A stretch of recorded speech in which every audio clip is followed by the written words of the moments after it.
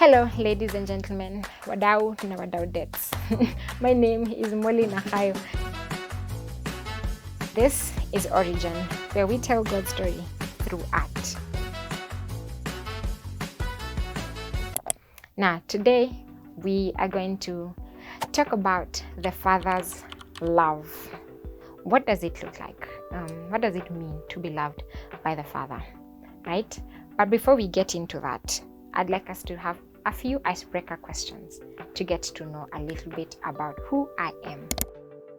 If there's a meal you could have every day for the rest of your life, what would it be? Well, don't judge me, guys, and I know people say it's not healthy because it's a lot. Chapati ndondo, right? Every day for the rest of my life. Just make those ndondos really nicely and feed them to me. Man, I will enjoy.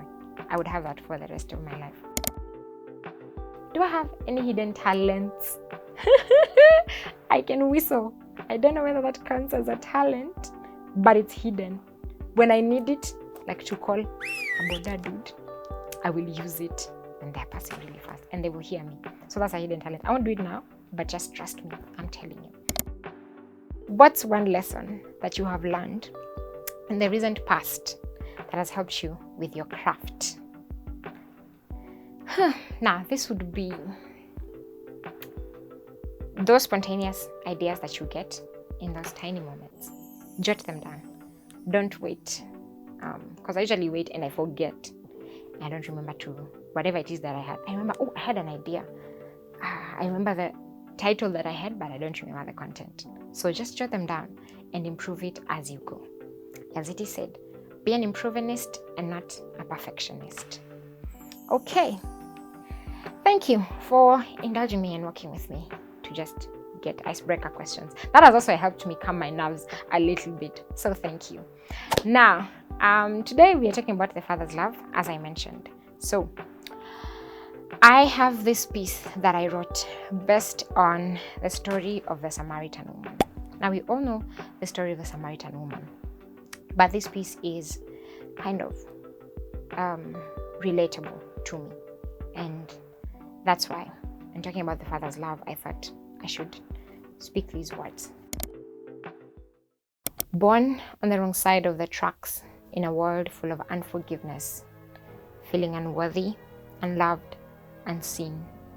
Her name, known to everyone, yet she's not really known by anyone for love, affection, attention. She knows how to get, for she's become an expert in turning heads when she walks in a room when really there's no room for her. Walks in shoes that don't fit, just so she could fit in. So Jesus loves me, this I know. She knows not. Drowning in self-pity with her world full of constant reminders of the things she's done, past sins she's committed, walking in rejection. The kind of love she knows is that of give and take. So she gives and gives and gives until she becomes empty. Now, walking down this path, she meets a man who, unlike all the men she's known, sees her, sees beyond the pain, the shame, the guilt, and sees the emptiness that stems from within her, sees the hunger that comes from within and offers to fill her up. Little does she know that this man she's met would one day carry these burdens that she has on a cross and die for her sins. Now, I know what it's like to be this woman, constantly seeking validation and acceptance from people and the world, wanting to be seen, wanting to be heard. Be heard by people I thought saw me for who I was and loved me the way I am. Instead, all I got were labels. Labels that weighed me down, labels that burdened me. But Jesus, he so clearly says, all these things that weigh you down, all these burdens you carry, I paid for them on that old rugged cross and set you free. You think you're broken, but it's in that brokenness that I am made strong. You think you're weak, but it's in that weakness that I am made strong. I see you for who you are and love you the way you are. So since then, I walk knowing that there's a love that carries my shame, knowing that there's a love that carried my guilt.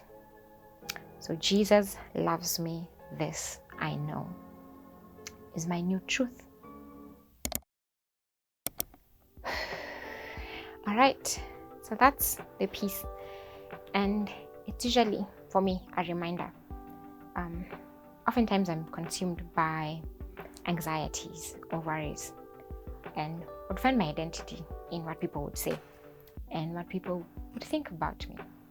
But this is just a reminder that the love of God is unfailing, and it doesn't hold record of our past or our guilt or our shame.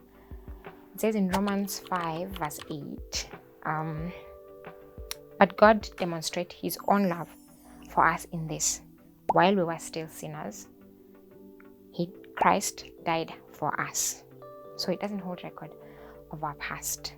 And whenever time you are struggling, finding who you are or questioning your identity, I'm reminded that we find our identity in who Christ is, and we're called his children.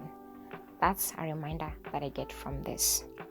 And in Matthew 11 verse 28, it says, come to me, all ye who are burdened and heavy laden. So in whatever way you might be carrying those burdens with you, whatever burdens you might be it anxieties or worries, in our everyday rush and busyness of life, trying to fill up the spaces and just carrying those burdens for ourselves, Christ is reminding us to come to him and bring those burdens to him. That's a reminder that I hold every day. And it changes the posture of my heart, remembering that because of my sin, Christ died. And God loved me so much that he sent his only son to die for my sin. It changes the posture of my heart and how I show up. I hold him in reverence because of that. Just knowing, that man, there's this powerful being that loves me despite all my shortcomings. It just causes me to show up differently and say, wow, yeah, every day I'm reminded of his love. So yeah, I hope that has encouraged you, and that you bring your burdens to Christ, whatever it is that you hold, because he's inviting us and he's asking us to just come to him and have relationship with him. That's the call that I hope you get through this piece. So thank you so much for sticking with me and working with me. I hope you've been encouraged. I hope that this word has meant something to someone out there. So thank you. As I said, my name is Molly Nahayo, and this is ORIG'N. Until next time, see you. Bye.